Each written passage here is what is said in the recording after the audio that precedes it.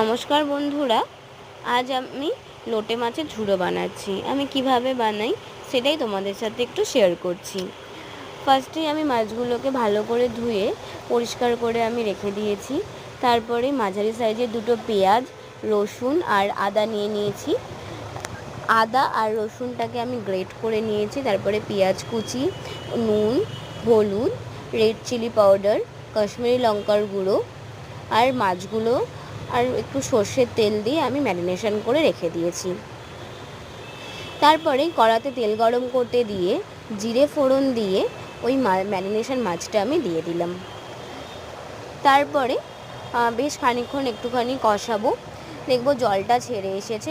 গ্যাসটা সবসময় হাই ফ্লেমেই রাখতে হবে, তা না হলে আরও জল বেরিয়ে যাবে।